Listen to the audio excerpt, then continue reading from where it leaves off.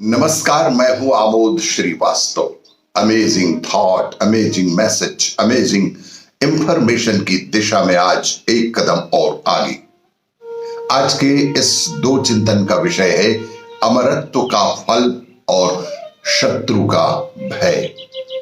आपको यह मेरा वीडियो अच्छा लगे तो लाइक करें, शेयर करें और लाल बटन दबाकर सब्सक्राइब अवश्य करें। साथ ही बेल आइकन दबाना बिल्कुल ना भूलें। आज के इस प्रथम चिंतन का विषय अमरत्व का फल। विश्वास के बीज बोने से मिलता है अमरत्व का फल। एक दिन एक किसान बुद्ध के पास आया और बोला कि महाराज, मैं एक साधारण सा गरीब किसान हूं और बीज बोकर हल चलाकर अनाज उत्पन्न करता हूं और तब उसे मैं स्वयं के और परिवार के लिए ग्रहण करता हूं, किंतु इससे मेरे मन को तसल्ली नहीं मिलती।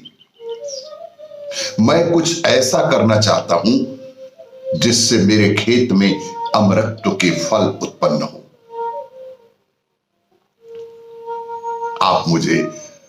आप मेरा मार्गदर्शन कीजिए जिससे मेरे खेत में अमरत्व के फल उत्पन्न होने लगे। बात सुनकर बुद्ध मुस्कुराकर बोले, भले व्यक्ति, तुम्हें अमरत्व का फल तो अवश्य मिल सकता है, किंतु इसके लिए तुम्हें खेत में बीज ना बोकर अपने मन में बीज बोना होगा, तभी आपको अमरत्व का फल मिल सकता है। तुम्हें खेत में बीज ना बोकर अपने मन में बीज बोने होंगे। यह सुनकर किसान जरा हैरान सा हो गया और हैरानी से बोला कि प्रभु, आप यह क्या कह रहे हैं? भला मन के बीज बोकर भी फल प्राप्त हो सकते हैं? बुद्ध बोले, बिल्कुल हो सकते हैं, और इन बीजों से तुम्हें तो फल प्राप्त होंगे।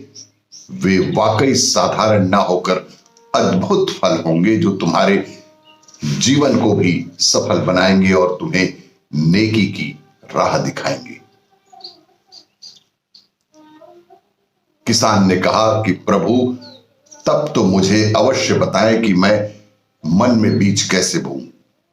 इस पर बेहद गंभीरता से बुद्ध बोले कि तुम मन में विश्वास का बीज बो, उस पे विवेक का हल चलाओ, ज्ञान के जल से उसे सींचो और उसमें नम्रता का उर्वरक डालो। इससे तुम्हें अमरत्व का फल प्राप्त होगा।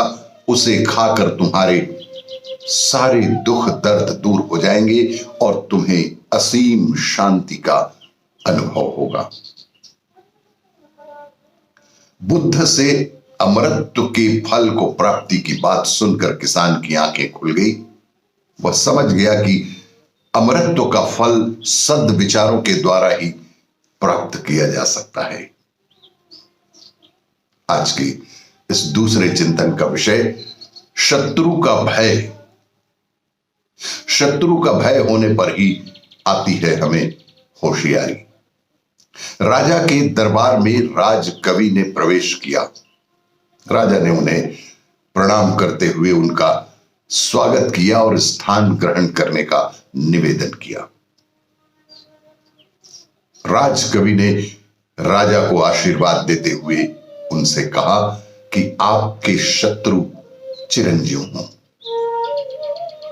इतना सुनते ही पूरी सभा दंग रह गई। यह विचित्र सा आशीर्वाद सुनकर राजा भी राजकवि से नाराज हो गए, पर उन्होंने अपने क्रोध पर नियंत्रण कर लिया। राजकवि को भी इस बात का भान हो गया कि राजा उनकी बात सुनकर थोड़े नाराज हो गए हैं। उन्होंने तुरंत कहा कि महाराज, क्षमा करें, मैंने आपको आशीर्वाद दिया पर आपने लिया नहीं। राजा ने कहा कि कैसे लूं मैं आपका यह विचित्र आशीर्वाद? आप तो मेरे शत्रुओं के मंगल कामना दे रहे हैं। इस पर राजकवि ने समझाया कि राजन, मैंने यह आशीर्वाद देकर आपका ही हित चाहा है। आपके शत्रु जीवित रहेंगे तो आप में बल, बुद्धि, पराक्रम और सावधानी सदैव बनी रहेगी। सावधानी तभी बनी रह सकती है कि जब शत्रु का भय हो। शत्रु का भय होने पर ही होशियारी आती है। उसके ना रहने पर हम निश्चिंत और थोड़े लापरवाह भी हो जाते हैं। शत्रु के ना रहने से हम में अनिश्चितता का भाव आ जाता है और हम आलसी हो जाते हैं। इसका फायदा शत्रु को होता है और वह हमें कभी भी हानि पहुंचा सकता है। अतः हे राजन, मैंने आपके शत्रुओं की नहीं, आपकी मंगल कामना की है। राजकवि के आशीर्वाद का मर्म जानकर राजा संतुष्ट हो गए और उनके आशीर्वाद को स्वीकार कर लिया। आपको ये मेरा वीडियो अच्छा लगे तो लाइक करें, शेयर करें और सब्सक्राइब अवश्य करें। धन्यवाद।